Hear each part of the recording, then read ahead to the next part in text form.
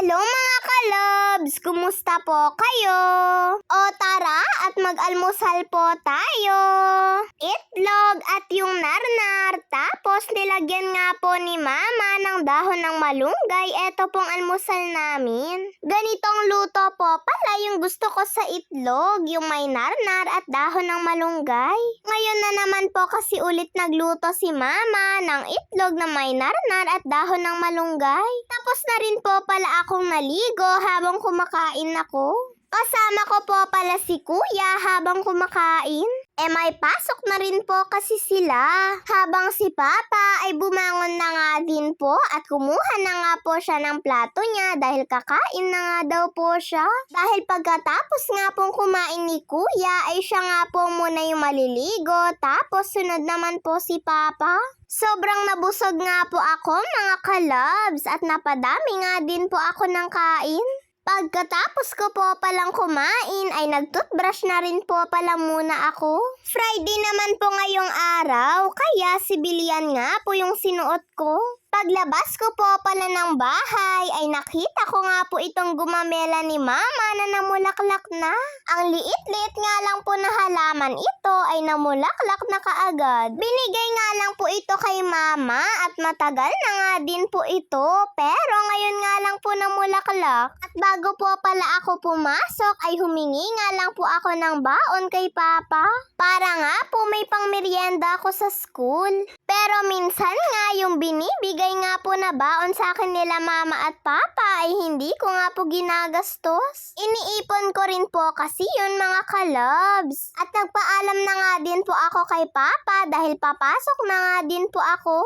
Ayan, at palabas na nga din po ako ng bahay. Nasa pintuan pa nga lang po ako ng bahay nila nanay ay sabi nga po sa akin ni tita ay hindi pa nga daw po nakaligo si Jella. Kaya sabi ko kay mama ay mauna na nga lang po akong pumasok. At patatawirin na nga lang din po niya ako. At habang papalapit nga po kami sa kalsada, ay tinawag nga po ako nung mga ate dahil magpapapicture nga daw po yung isang ate. Kaya syempre mga kalabs, nagpapicture na nga din po ako kay ate.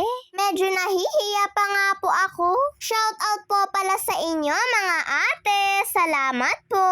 At kaninang tanghali po pala ay pumunta nga po dito yung tita ko na kaklase ko. Bibili nga daw po kasi siya ng ice cream dito sa amin mga kalabs. Dumiretso nga din po siya dito sa bahay para sabay na nga daw po kami. At kasama ko na rin po pala yung pinsan kong si Jella. Sabay-sabay na nga din po kasi kaming papasok sa school. Pero bago nga po kami pumasok ay bumili nga po muna kami ng ice cream. Sabi ko nga ay dapat mamayang hapon na nga po ako mag-a-ice cream pero napabili nga din po ako. Bumili din po kasi yung mga ibang kaklase ko. Kaya habang naglalakad kami ay sabay kain na nga po sa ice cream namin. Baka po kasi kapag pinaabot pa namin ito sa school ay tunaw na nga po. Kasama din po pala namin yung tatlong kaklase namin. Nadatnan lang din po kasi namin na nandito sila at bumibili ng ice cream.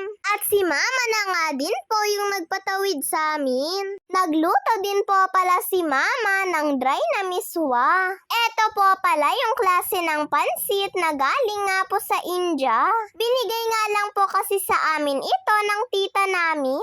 At ngayon nga lang po namin ulit ito maluluto.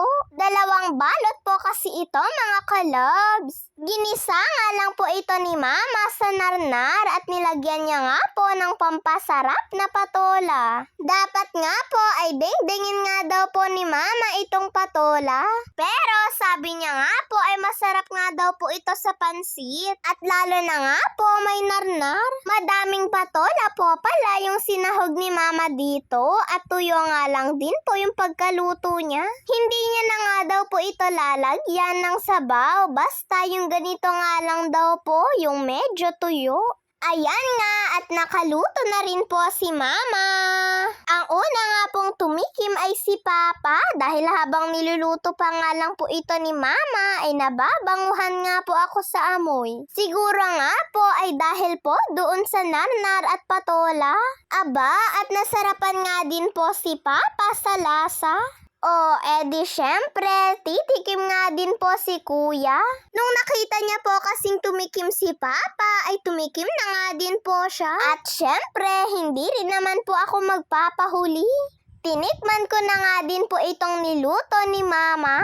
Pagkatikim ko nga, sabi ko kay Mama ay kumain na nga din po kami kaagad. Masarap nga po itong pansit at medyo malalaki pa nga po. Kaya tinulungan ko na nga din pong maghain si Mama para po makakain na kami. At sabay-sabay na rin po pala kaming kumakain. Naglalagay pa nga po si Mama ng lemon sa pansit dahil masarap din daw po kasi kapag maasim-asim. Naubusan daw po kasi kami ng kalamansi kaya yung lemon na lang. Nung una nga po, ang akala ko ay hindi masarap kapag nilagyan ng lemon. At nung sinubukan ko nga po ay masarap din po pala. At gustong gusto ko nga din pong papakin yung lemon mga kalobs. Kaya habang kumakain nga po kami ay naaasiman nga po sa akin sila Mama at Papa. Sobrang asim nga daw po noon pero bakit nakakaya ko nga daw pong sipsipin yung sabaw. Kaya sabi ko nga po ay parang kalamansi lang din naman po yung asim. At sabi naman po ni Mama ay wag daw pong masyado baka daw po kasi ay sumakit yung tiyan ko. Kung tutuusin nga halos buong lemon ay nasipsip ko nga po yung sabaw.